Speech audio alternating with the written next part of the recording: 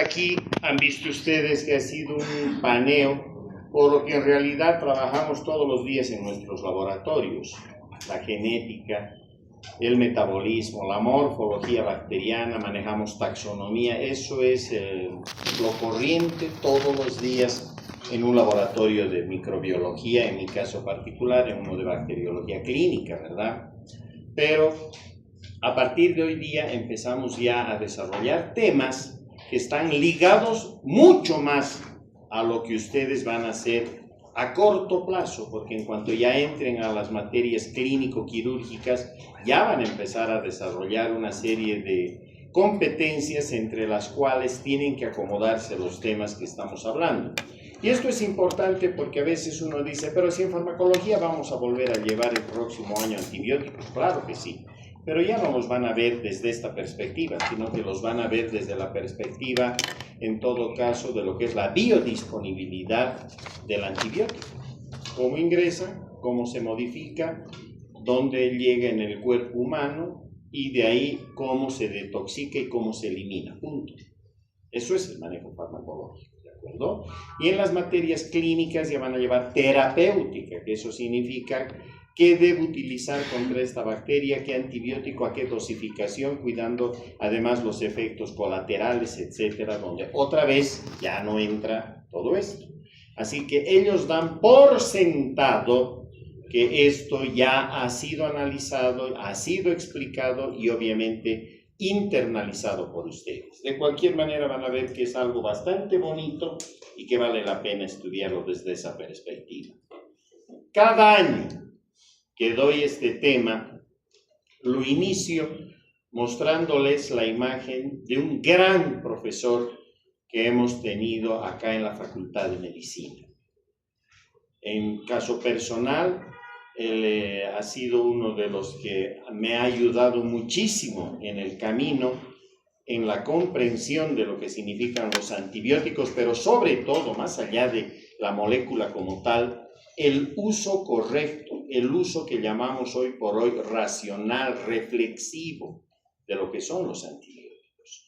Esto que por ahora parecería que es lo más sencillo de prescribir, ¿verdad? Es más, no se necesita ni siquiera un recetario, uno va a la farmacia y compra el antibiótico que uno pida. Es más, a veces ni siquiera lo pedimos, le decimos a la persona que está detrás del mostrador ni siquiera qué opciones existen, sino le contamos los signos y síntomas. La persona que está del otro lado no es farmacéutica, solamente la regente es farmacéutica. Las más de las veces son personas que escasamente son bachilleres, pero están con un mandil.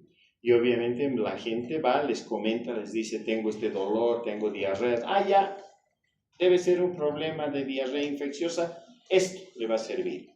O sea, han diagnosticado, están prescribiendo y en algún caso hasta administran el antibiótico. Eso es terrible. Eso es falta de ética. Eso es una falta absoluta de madurez y desde ya además de consecuencia con el paciente. Por eso es que tenemos después que recibir en el hospital de clínicas tantos problemas emergentes de pacientes que o se automedican o los medican mal. Uno de los grandes activistas en contra de esa práctica absurda de la medicina y del uso incorrecto de antibióticos ha sido precisamente el profesor Eduardo Aranda Torrell, profesor de pediatría, uno de los pocos expertos del país en el tema de los antibióticos y que lamentablemente muy temprano lo hemos perdido. El año 2014 falleció a consecuencia de un infausto accidente y lamentablemente hoy por hoy todavía no hay quien llene el vacío que ha dejado el profesor Aranda. Yo estoy convencido, estoy seguro, ni siquiera convencido, estoy más que seguro que entre ustedes está la doctora o el doctor que el día de mañana no solamente lo va a igualar, sino que lo va a pasar. Porque esa es la historia de la vida y de la ciencia, ¿verdad? Así que por ello estoy tranquilo y por eso les muestro la imagen del profesor Aranda, porque la idea es emular todo el maravilloso trabajo que ha hecho este gran profesor. Vamos. ¿Cómo los definimos? Aquí vino un gran problema, porque ustedes han escuchado hablar de antibióticos antimicrobianos Y hace muchos años atrás, pregúntenles a sus papás y por ahí a sus abuelitos, tal vez les han escuchado hablar, o pregúntenles cuando hablaban del combiótico. Antes decían, me voy a ir a colocar un combiótico para estar sano. Ya no existe el combiótico, es un término que ha desaparecido porque en realidad era la asociación de dos antibióticos, la penicilina y la streptomicina, que se usó mucho en la década de los 60, en la década de los 70 y entrando a los 80 se abandonó la posibilidad de utilizar el combiótico, es más, ya no se produce en el planeta penicilina más streptomicina. Y eso ustedes van a darse cuenta en las próximas clases a consecuencia de la tuberculosis. Nuestro país además es uno de los que tiene los números para vergüenza nuestra más altos de tuberculosis en la región de las Américas. Casi estamos prácticamente igual que Haití. Es una pena realmente. Y uno de los antibióticos, como van a ver más adelante contra la tuberculosis, es la streptomicina. Por eso es que la guardamos, la cuidamos, ya no la podemos, ni siquiera pensamos utilizarla si no es para tuberculosis. El Programa Nacional de Tuberculosis la tiene observada y guardada para que no se la utilice en otro tipo de patologías, ¿de acuerdo? Así que en ese mundo de nombres, primero destacó el de antimicrobianos. Y para ello la Organización Mundial de la Salud propuso a través de un consenso esta definición que ahora todos la manejamos en el planeta. En otras palabras, hablamos de antimicrobiano porque este término es un término paraguas. Agrupa a los antibióticos, a los antivíricos, que ya se darán cuenta que tiene acción contra los virus, agrupa a los antifúngicos, que son aquellos que tienen acción contra los hongos, y a los antiparasitarios, que son los que actúan sobre los parásitos y que seguramente ya los están también revisando en la asignatura de parasitología. Son medicamentos que desde ya se utilizan para prevenir en algunos casos y en otros tratar, curar infecciones tanto en seres humanos, en los animales, la medicina veterinaria, como también en las plantas. Los ingenieros agrónomos también utilizan antibióticos, sobre todo sobre determinados sembradíos. Así que ese es el término antimicrobiano, es un término grande que está agrupando a los antibióticos y a todos los demás que hemos indicado.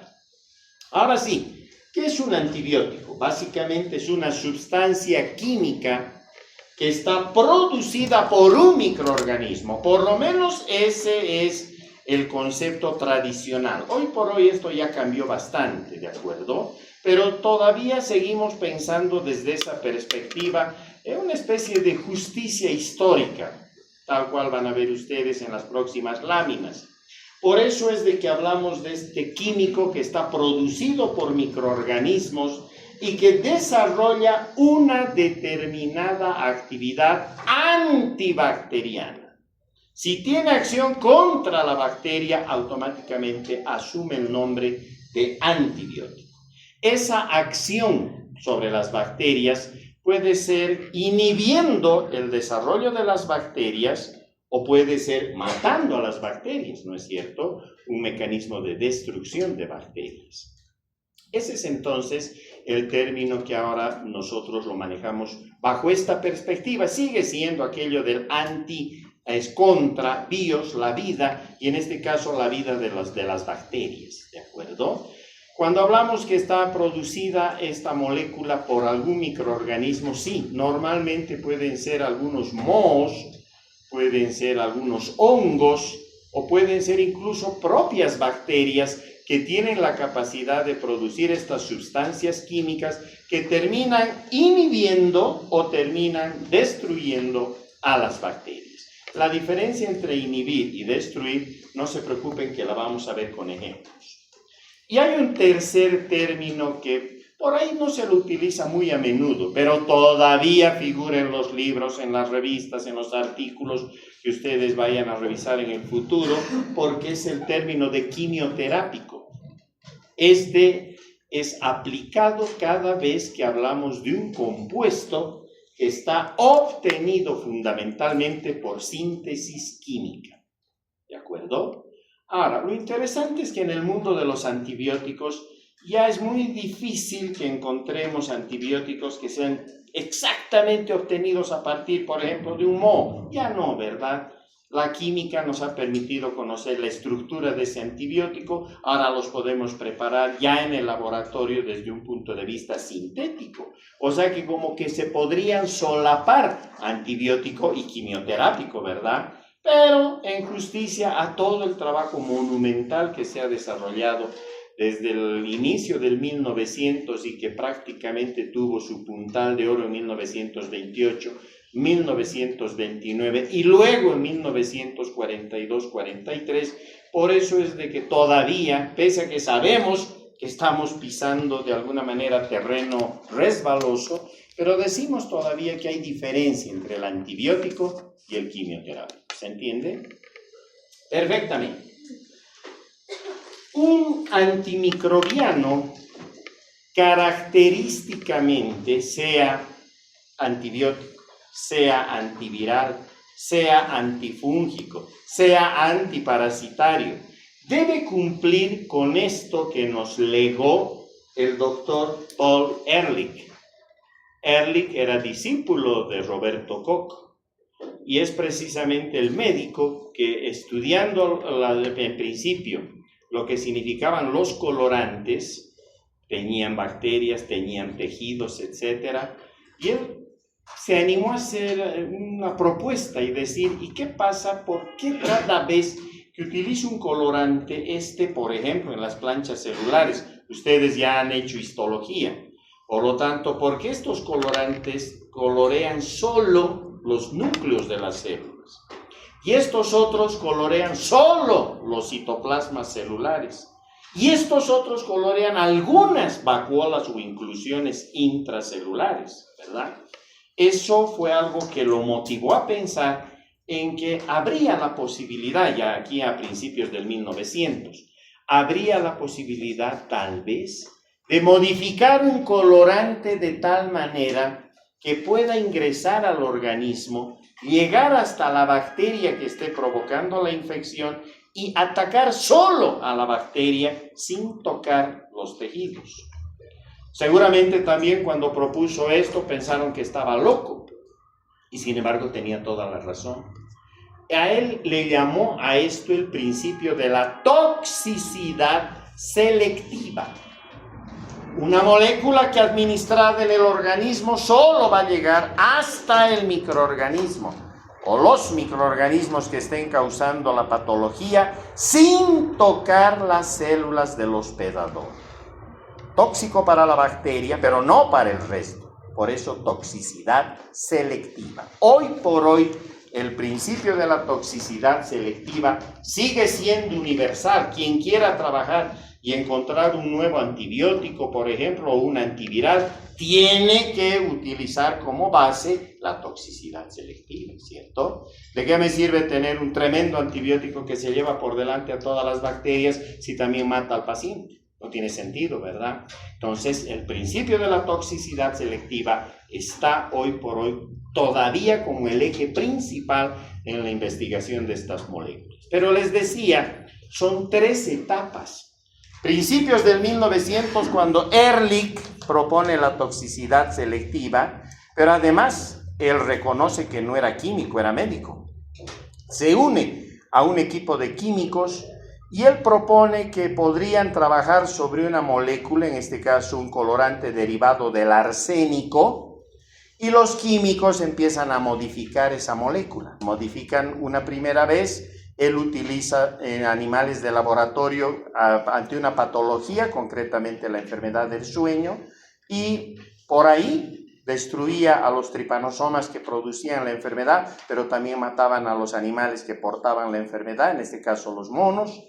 Modifica una segunda vez, una tercera, una cuarta, una quinta, una centésima vez, y los resultados eran para ponerse a llorar. Y los químicos ya querían rendirse y él les dice, no, sigan modificando la molécula. Llegan hasta la modificación número 200. Cualquiera se rendía, ¿verdad? No, él sigue. Les dice, sigan. Modificación que llega hasta la 300, hasta la 400 veces modificada la estructura de ese colorante y todavía no cumplía lo que él creía que debía ser la pauta, la toxicidad selectiva. 500 veces, 600 modificaciones hasta que llegan a la 606, el famoso 606. Cuando inoculan el 606 en los animales infectados con estos tripanosomas, el resultado es fantástico. Mueren los tripanosomas, no el animal, y el animal recupera de la enfermedad. Ya está. Ahí es donde Ehrlich acuña por primera vez el término quimioterápico. Un químico que está trabajando, provocando, en este caso, la curación terápica. Y dos, por el otro lado, la posibilidad entonces de que si uno trabaja sobre la toxicidad selectiva, los resultados van a ser fantásticos, ¿cierto? Ese es el mecanismo, ese es el sistema en el que entró Ehrlich y a principios del 1900 nos regala con esta maravillosa opción de los quimioterápicos. Primer hito. Segundo hito viene el año 1928-1929. Un médico también, bacteriólogo, trabajando en un hospital en Inglaterra, deja unas cajas Petri sobre su mesón de trabajo, mesada, se va por unos días de vacación, regresa y en sus cajas Petri encuentra con que estas estaban contaminadas con mohos. ¿Cuál nos pasa hoy por hoy?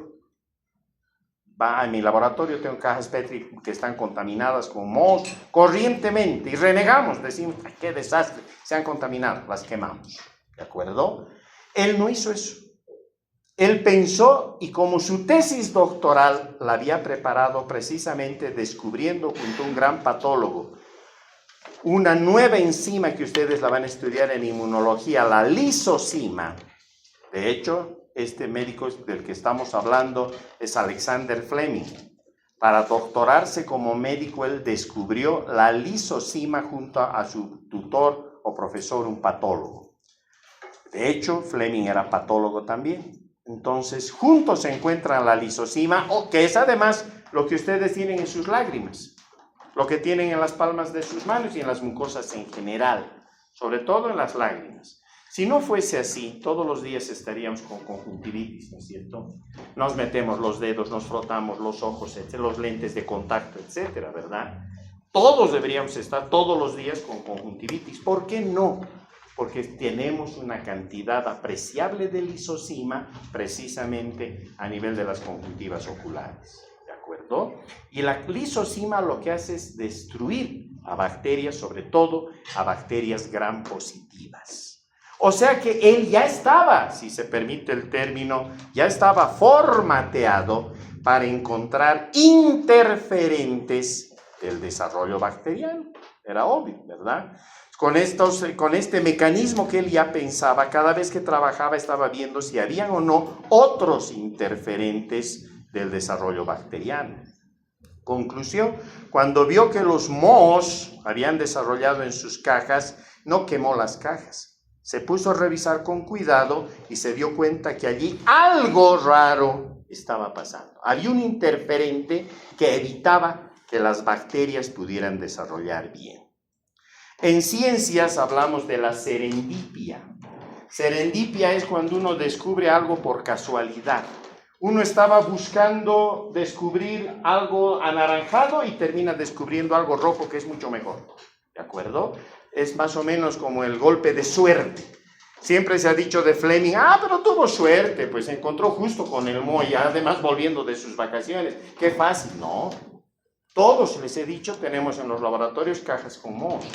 Pero él sí fue más allá de la serendipia, más allá del azar, más allá de la casualidad. Y como siempre se ha dicho, para una mente preparada, el azar más bien te trae la oportunidad de encontrar algo, ¿sí? Pero lo conoceremos. Ahí está el trabajo que presentó Fleming, la publicó en una revista, la más importante por entonces en Inglaterra, y está hablando precisamente de la acción antibacteriana en cultivos de Penicillium, que es el hongo que él encontró, con especial referencia a su uso en el aislamiento de lo que se llamaba en esa época el Bacterium influenzae. Hoy por hoy el Haemophilus influenzae. ¿De acuerdo? Aquí está, en 1929 se publicó este trabajo. Fantástico, fabuloso. Es el descubrimiento de la penicilina. Es la posibilidad de poder empezar a utilizar los antibióticos. Y entonces podemos llegar hasta aquí. Miren ustedes. 1928. En el St. Mary's Hospital de Londres, Fleming se dedica a la bacteriología. Durante el examen rutinario de unas cápsulas de Petri con cultivos bacteriológicos, observa una particularidad. Un esporo de hongo que había quedado por equivocación en la placa de cultivo había dado lugar a tejido fungoso, una impureza. Cualquier otro habría desechado la placa de cultivo por inservible, pero Fleming no. Porque alrededor del hongo habían comenzado a disolverse las colonias de bacterias. La conclusión de Fleming: los hongos parecen haber liberado una sustancia bactericida parecida a las lisocimas descubiertas por él mismo años antes. En esta ocasión, sin embargo, se trata de una sustancia más eficaz, pues destruye también los estafilococos, peligrosos agentes patógenos. Otros tipos de bacterias, en cambio, se multiplican sin problemas. Así que Fleming comienza a utilizar las soluciones de penicilina fundamentalmente como herramienta diagnóstica. El hongo en forma de pincel se identifica posteriormente como Penicillium notatum y se bautiza la sustancia bactericida como penicilina. Como medicamento, las soluciones de penicilina se utilizan en un principio tan solo en infecciones superficiales.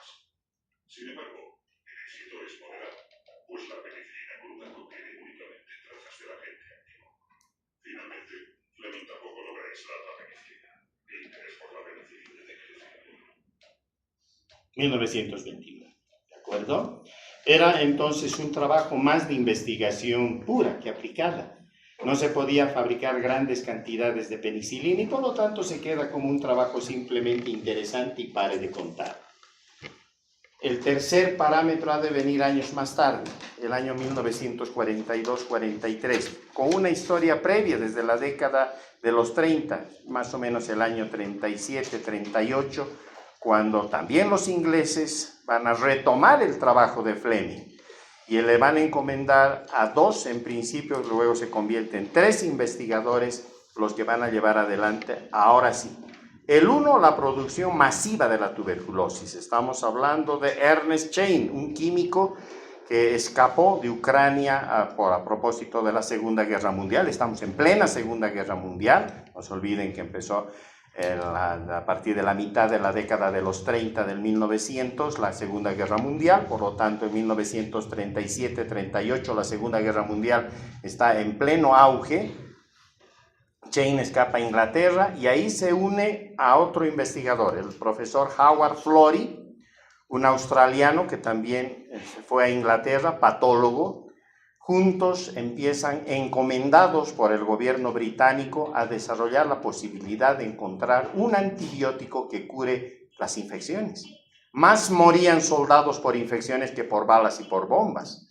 Hasta ahora sigue siendo eso una realidad, ¿de acuerdo? Se unen a un tercer investigador, Norman Hitley, a quien lo vamos a ver más adelante. Él no era médico, era biólogo, pero además era químico. Y él les ha de proporcionar un camino más fácil. A Chain, para fabricar la penicilina, han visto que era muy difícil hacerla solo en cajas Petri. Era absurdo, ¿verdad? Eran nanogramos, quién sabe, con suerte, algún miligramo de penicilina en una caja. Hubieran tenido que poner cajas Petri en toda Inglaterra. Absurdo. Entonces, Chain imagina el sistema con el cual van a producir penicilina de forma masiva, junto con Hitley. Y por otro lado, Hitley también lo ayuda a Florey para que desarrolle los protocolos para el uso clínico de la penicilina. El año 42, por primera vez se utiliza la penicilina en un paciente y el éxito es fantástico, aunque el paciente después falleció por falta de penicilina. Pero el 43 ya se tiene la penicilina en forma masiva y ahí sí se empiezan a controlar las infecciones. ¿De acuerdo? ¿Cómo clasificamos a los antibióticos? Básicamente por su origen y 2 por su efecto. Por su origen, clásicamente los naturales o biológicos, que serían aquellos que vienen de los hongos, de los mohos, de las bacterias, ¿verdad? Los sintéticos, que serían los quimioterápicos, aunque hemos dicho que hoy por hoy muchos antibióticos, bastantes antibióticos, casi todos los antibióticos ya vienen por esta ruta. Y finalmente los semisintéticos, donde hay todavía trazas del material a propósito de la producción de un microorganismo, pero que ya se lo maneja desde un punto de vista de trabajo intralaboratorio, ¿de acuerdo? Hay antibióticos semisintéticos.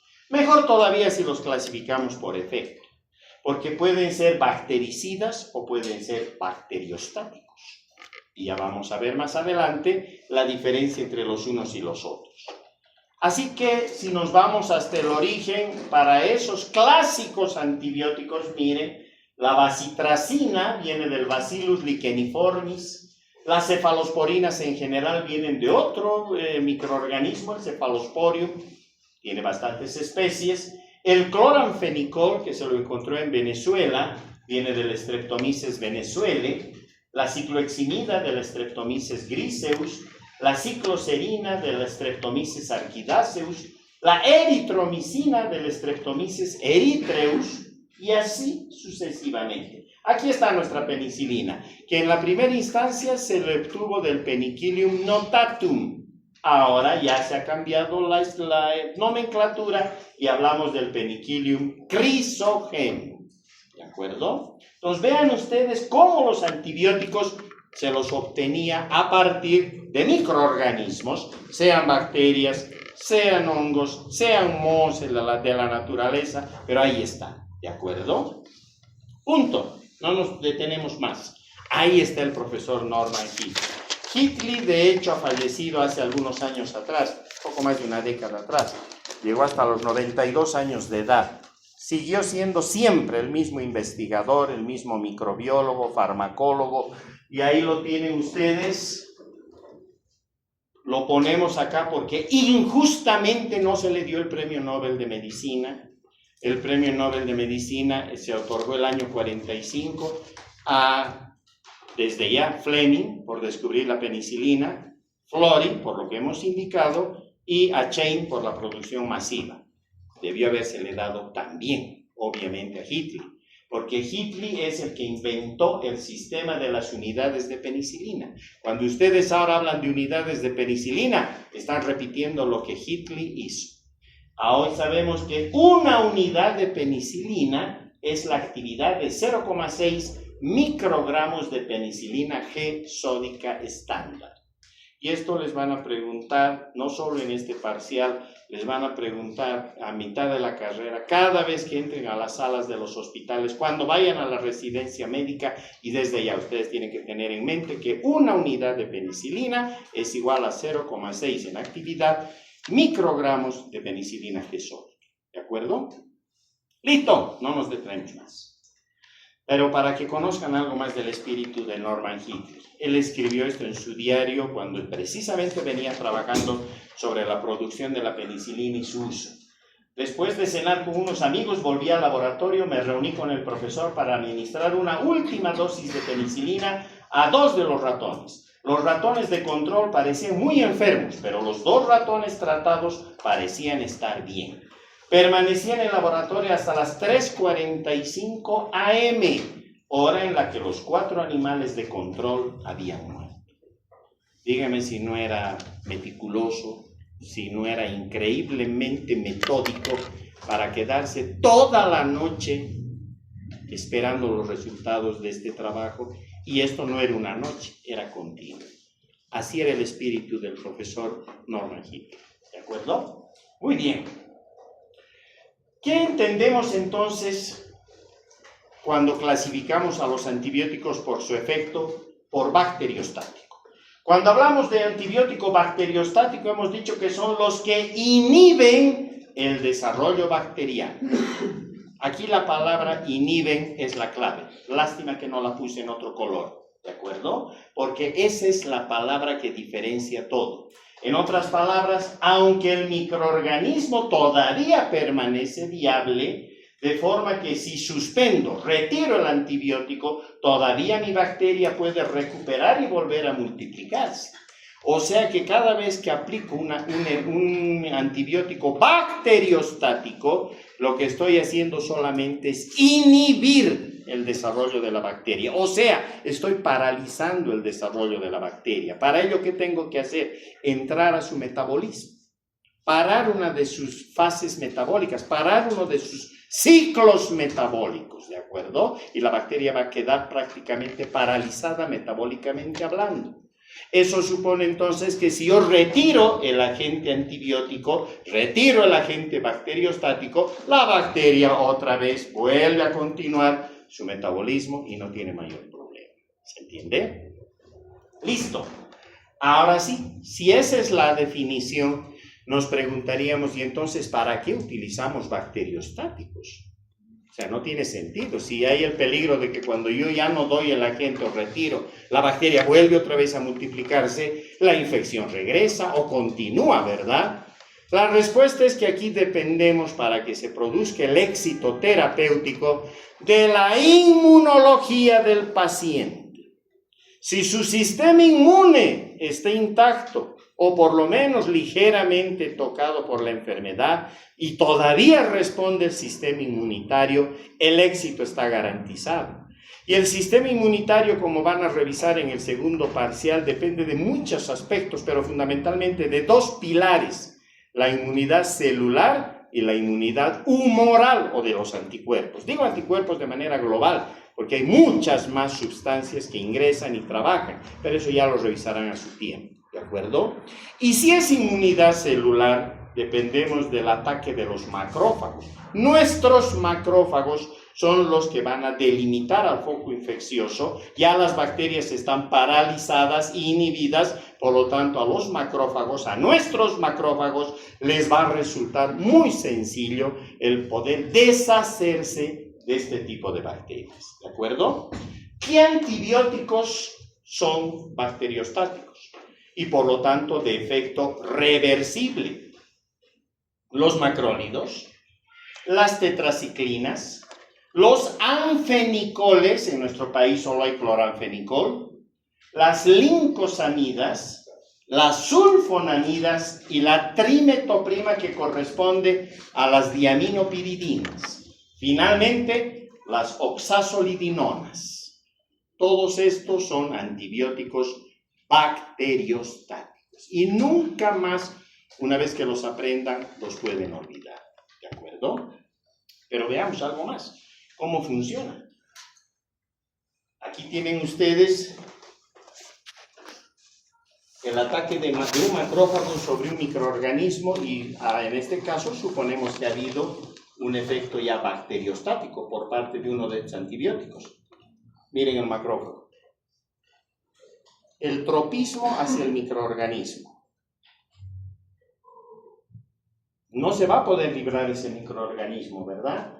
Nuestros macrófagos van a ir cada vez cercándolo más, van a emitir los pseudópodos correspondientes y en un proceso de endocitosis van a llegar hasta el proceso de fagocitosis como tal.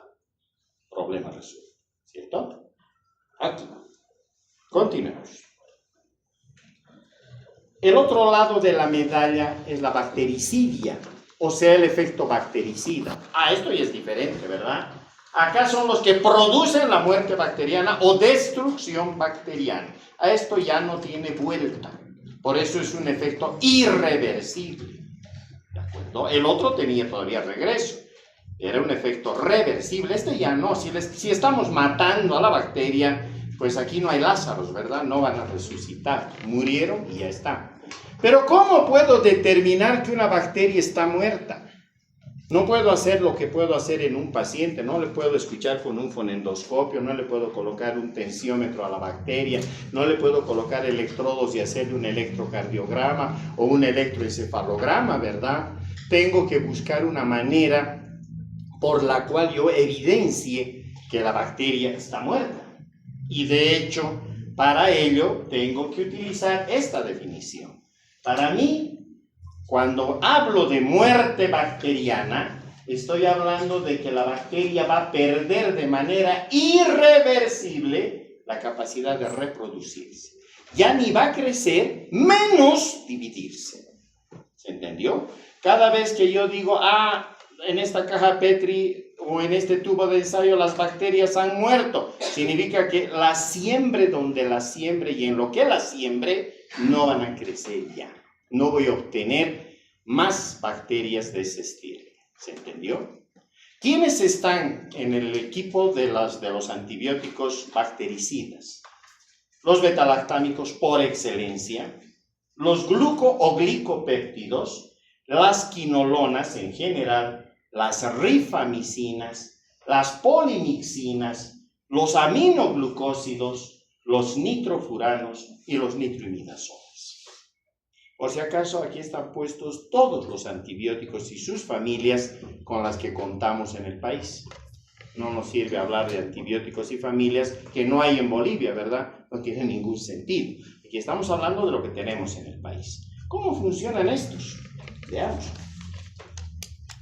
Alta carga de penicilina sobre el Bacillus coli. A la izquierda con el antibiótico, a la derecha sin el antibiótico. Miren lo que va a pasar.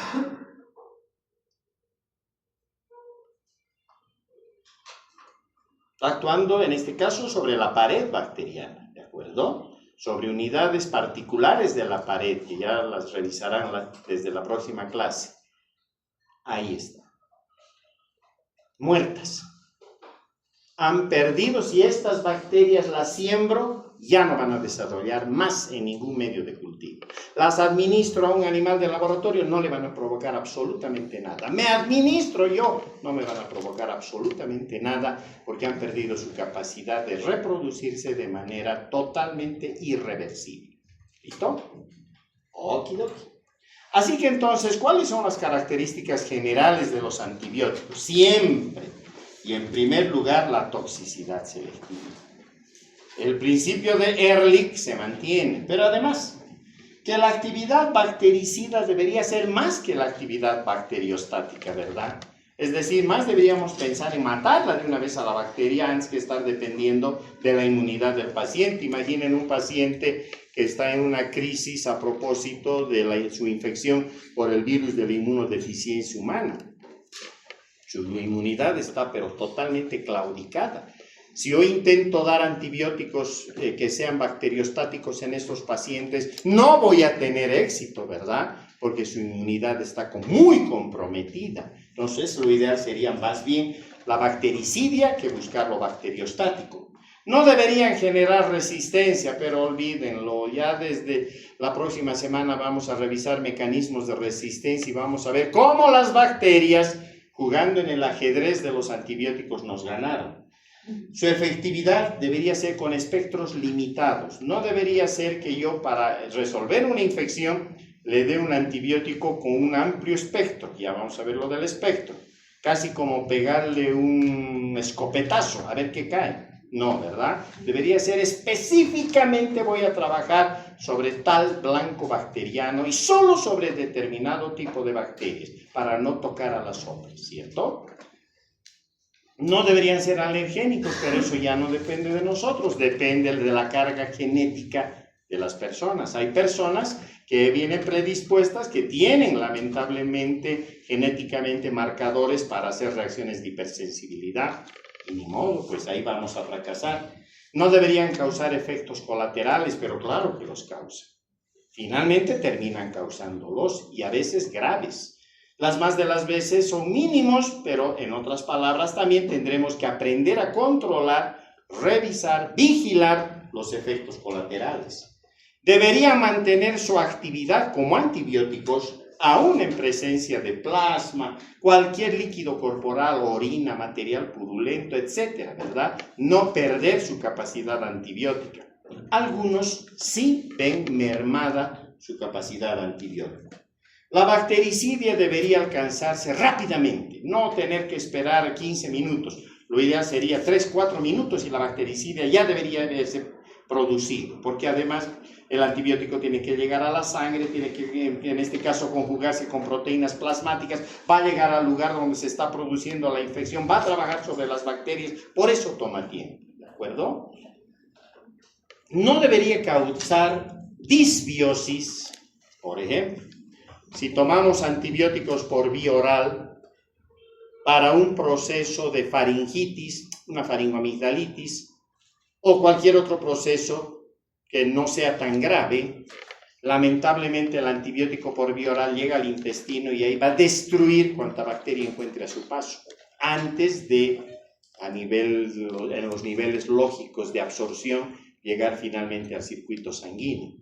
Entonces, esto es un problema, porque causan un desbalance en la microbiota intestinal. La última charla de este parcial es precisamente microbioma. Y ahí vamos a entender el por qué es tan delicado esto, porque tomamos antibióticos y nos da diarrea, ¿sí o no?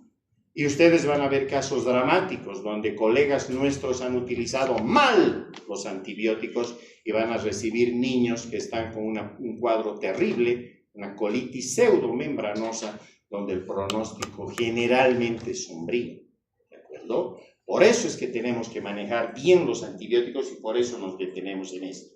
Y el de disantibiosis, que es un término que lo he inventado yo, lo he propuesto, es decir, no deberían generar procesos de resistencia o ser refractarios a los antibióticos después, pero lamentablemente ya hemos dicho, esto sucede. Y finalmente deberían tener un costo accesible. Lamentablemente no siempre es así.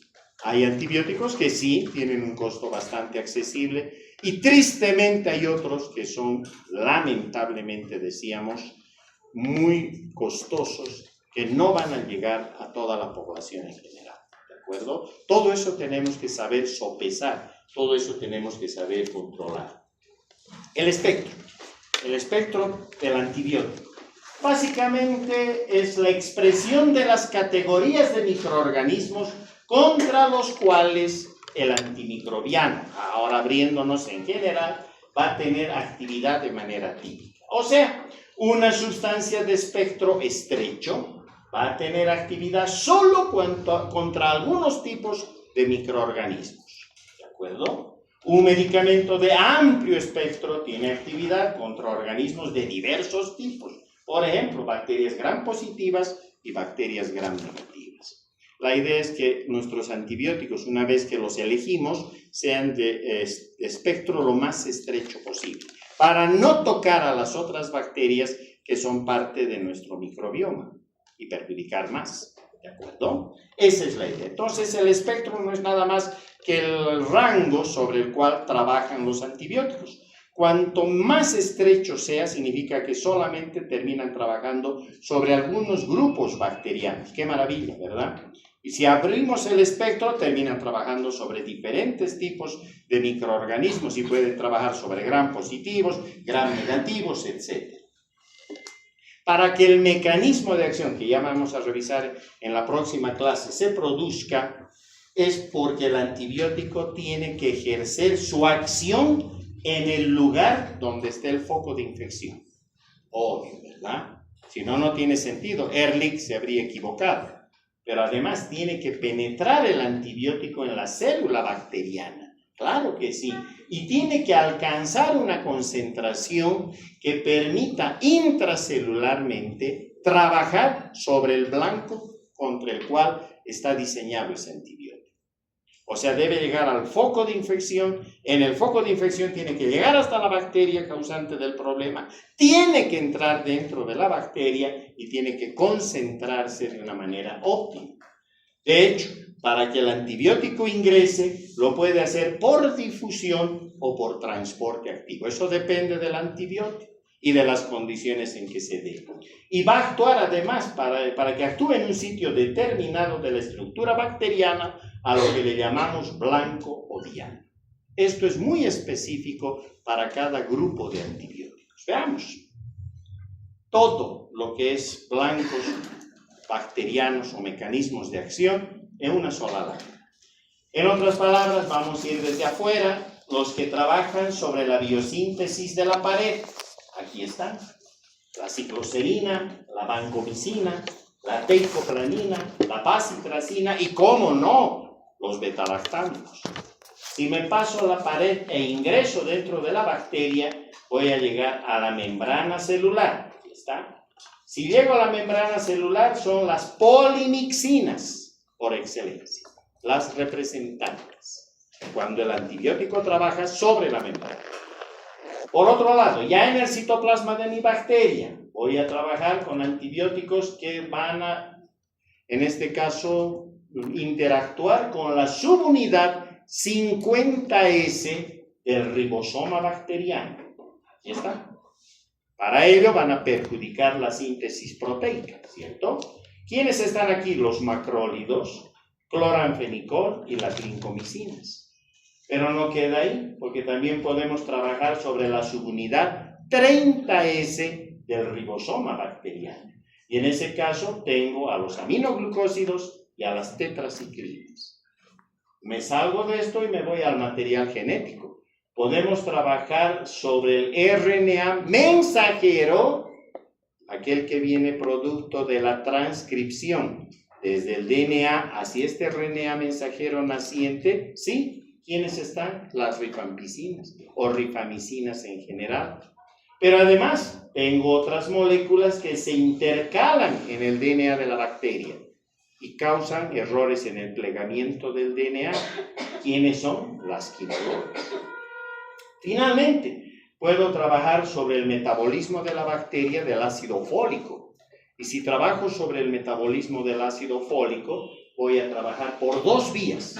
O utilizo la trimetoprima o utilizo las sulfonamidas. ¿De acuerdo? Así que estoy trabajando sobre la pared, la biosíntesis de pared, sobre la membrana de la bacteria, sobre los ribosomas, sea 50S o 30S. Estoy trabajando sobre el RNA mensajero, sobre el DNA o sobre un sistema de metabolismo de la bacteria, que es la del ácido fólico folato. Esos son los blancos o dianas sobre los cuales trabajan los antibióticos. Y ahora los vamos a ver de manera global, porque después los vamos a revisar a partir de la próxima clase, paquete por paquete. ¿De acuerdo? De manera global, los que trabajan sobre la biosíntesis de la pared, hemos dicho, los betalactámicos, por excelencia. ¿Quiénes están aquí? Las penicilinas, las cefalosporinas, los monobactamas y los carbapenemas o carbapenemas. ¿De acuerdo? Entonces, todos estos constituyen el paquete de los betalactámicos. Seguramente en la próxima clase les van a llevar al mundo de los betalactámicos y lo lógico sería de preguntarnos, ¿no? ¿Por qué se llama betalactámico? En este caso es simplemente porque en la molécula del betalactámico el oxígeno está en posición beta con respecto al nitrógeno. Eso lo van a ver con seguridad, con detalle, ¿de acuerdo? ¿Quiénes también trabajan sobre la pared? Los llamados fosfonopéptidos, que también pueden asumir otro nombre, solamente dentro de un sistema de clasificación, donde está la fosfomicina, un antibiótico bien interesante. También dentro de los polipéptidos, la familia de los polipéptidos, la bacitracina.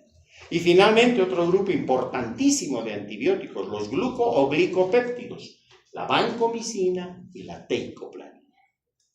Estos nombres ya tienen que irse memorizando y tienen que quedarse en ustedes, en el imaginario que ustedes llevan adelante. Esto ya no puede salir.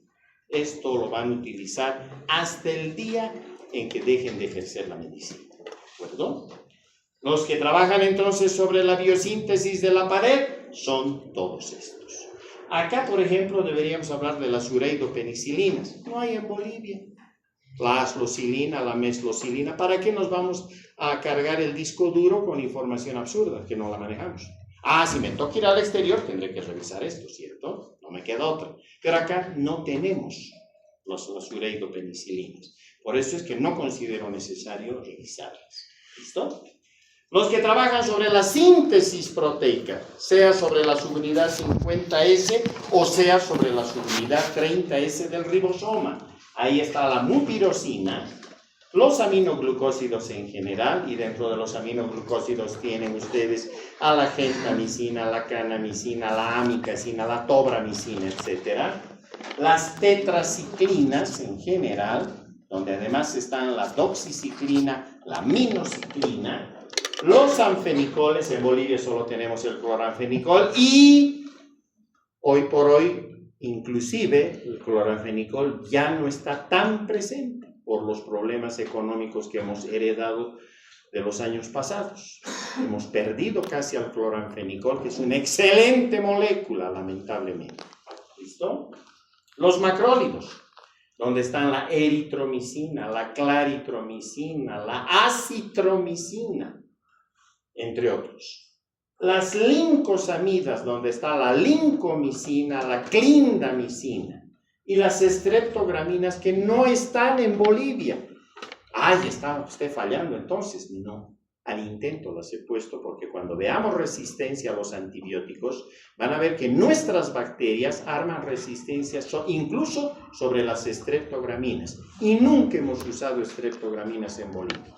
¿De acuerdo? Para que vean que ese proceso de resistencia que estudiaremos con calma, no es que la bacteria se hace resistente porque usamos el antibiótico, no. Es porque usamos mal el antibiótico. ¿Listo? Y las oxazolidinonas, donde está el linezolid, que es una molécula bastante costosa, pero hoy por hoy es una de las opciones con que trabajamos. Inhibición de vías metabólicas específicas, prefiero llamarle así, porque me está diciendo que específicamente en este caso vamos a trabajar sobre lo que significa la síntesis, el metabolismo de los folatos del ácido fólico, partiendo por el ácido paraminobenzoico.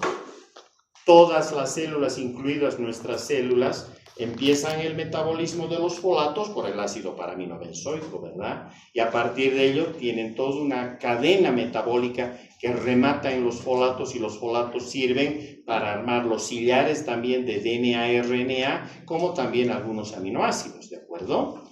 Aquí, ¿quiénes se trabajan? Las sulfonamidas en general. Van a ver que hay sulfonamidas que les llamamos de acción corta, de acción intermedia, de acción prolongada. Hay además varios tipos de sulfas, precisamente de acuerdo a esta capacidad de poder actuar más rápido, más lentamente. ¿Listo? Pero además hay una sulfa que se conjuga con la trimetoprima, que es una diaminopiridina. O sea que van unidas. Es el sulfametoxazol más trimetoprima. Cuando ustedes ponen en matrimonio al sulfametoxazol más la trimetoprima, el compuesto final es el cotrimoxazol. Cotrimoxazol, o sea, lo que corrientemente llamamos Bactrim. Cada vez que nos hablan del Bactrim, es una marca que nos está hablando del cotrimoxazol, que no es otra cosa que la asociación de una sulfa, el sulfametoxazol, más una diaminopiridina, que es la trimetoprima. ¿Listo? Y ya vamos a ver en su momento por qué las unimos.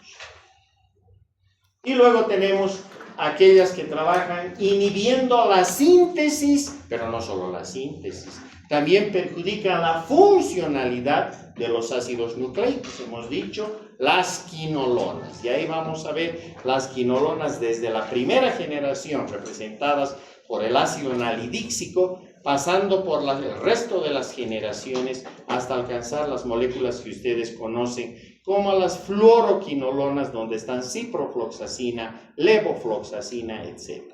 ¿Listo?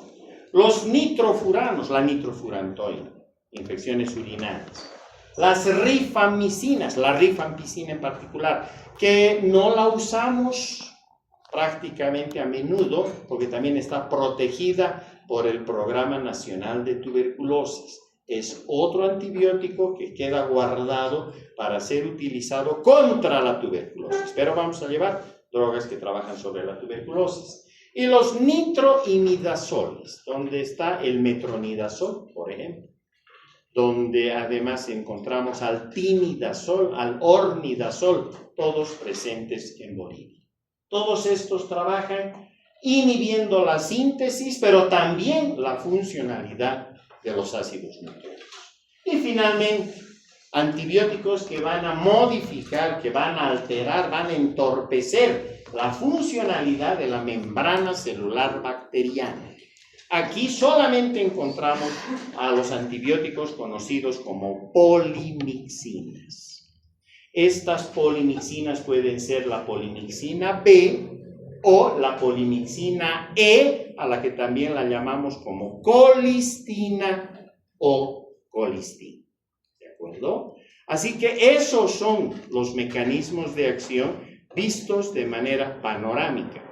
A partir de la próxima clase, el día viernes, vamos a entrar a mirar grupo por grupo de antibióticos, desde ya, de acuerdo al mecanismo de acción. Además, familia de antibióticos por familia de antibióticos, vamos a ir revisando los antibióticos que se encuentran allá y cómo trabajan, cómo funcionan, cómo ejercen su efecto precisamente sobre las bacterias, y lo hacen, hemos dicho, de una manera completamente específica. Y ahora sí, casi en la recta final. Concentración inhibitoria mínima. ¿Por qué? Porque sin la concentración inhibitoria mínima no podríamos explicarnos mucho de lo que pasa con el mundo de los antibióticos y las bacterias. Es en realidad un procedimiento laboratorial. Lo ejercemos en los laboratorios de bacteriología. Es un procedimiento más dentro de las herramientas que tenemos. ¿En qué consiste? Vean, es sencillísimo. No escriban nada, escuchen. Porque otra cosa, todas las charlas que yo les voy a dar, luego se las voy a pasar en PDF a la persona representante de la materia a la cátedra. Les voy a entregar todo en PDF para que luego puedan ustedes fotocopiar, etc. ¿De acuerdo? Pues les digo, escuchen, van a ver que es más fácil aprender escuchando. Parto por una caja Petri, donde están las colonias bacterianas, de la bacteria en la cual o sobre la cual quiero hacer concentración inhibitoria mínima. Ojo, a veces puede haber algún profesional que dice, mal, Trigoso habla tonteras, es concentración mínima inhibitoria. Es cuestión de semana. La mitad del mundo dice SIM y la otra mitad dice CMI. Depende de qué mitad estás. ¿Listo? O yo estoy de este lado, así que concentración inhibitoria mínima. Bueno. Entonces, esta bacteria que está aquí formando colonias y a la que le quiero practicar SIM, la tengo que preparar en un tubo de ensayo con un medio líquido, haciendo una suspensión. Hagamos. Tomo mi asa bacteriológica, tomo las colonias que necesito y voy a irme hasta el tubo y preparo la suspensión. ¿Listo? Bien, ya está la suspensión. Tiene que alcanzar obviamente una concentración definida. Eso lo manejamos en laboratorio. Ni les lleno con conceptos y números porque no quiero eso. Aquí tenemos que sacar el mensaje. ¿Listo?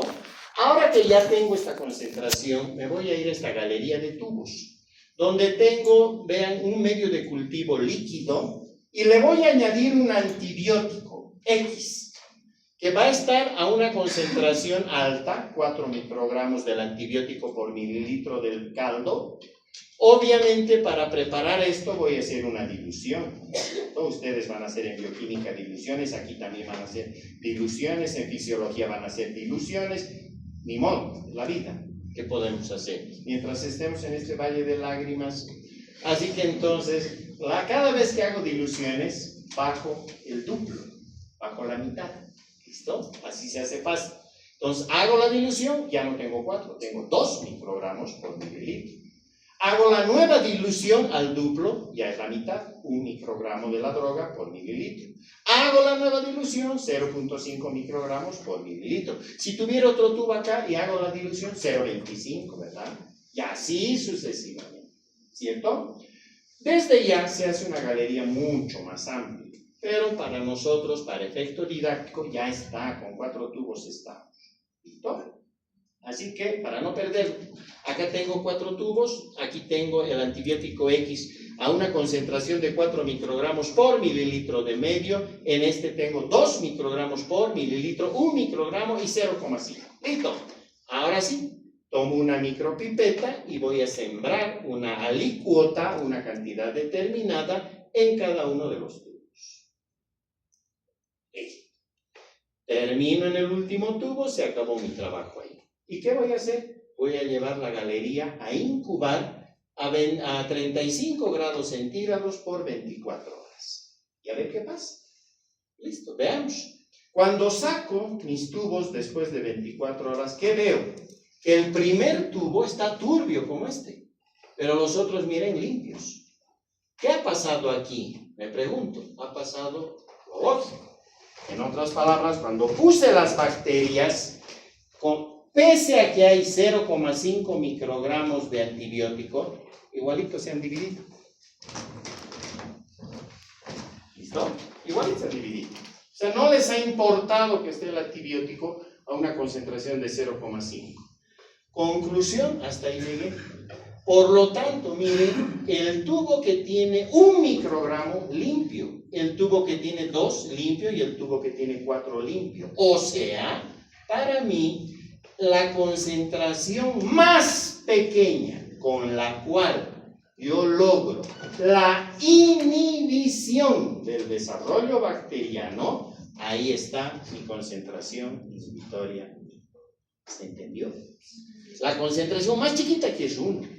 Para otra bacteria a lo mejor es 0,5, para otra a lo mejor es 2, para otra a lo mejor es 64, 128, 256, ¿no es cierto? O sea, simplemente la concentración más pequeña del antibiótico con la cual yo logro la inhibición del desarrollo, ahí está la cima. Y no necesito mirar con ningún aparato, microscopio, nada, ojo desnudo. ¿Qué es el efecto inhibitorio? Hemos dicho.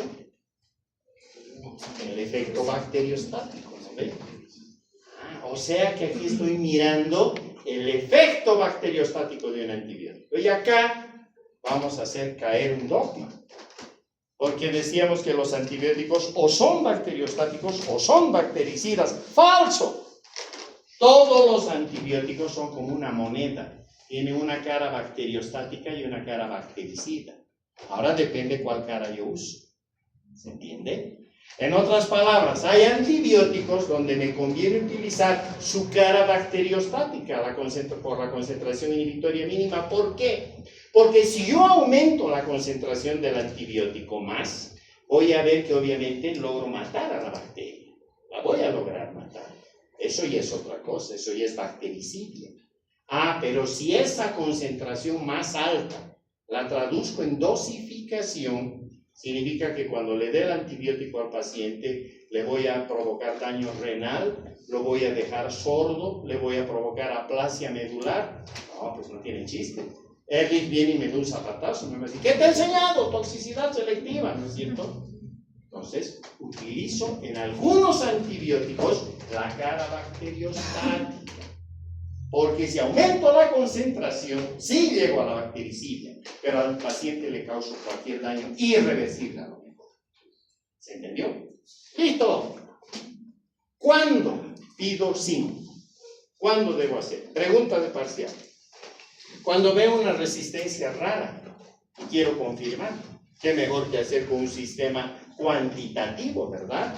Rapidito. Los neumococos hoy por hoy todavía no son resistentes a la vancomicina, Bolivia.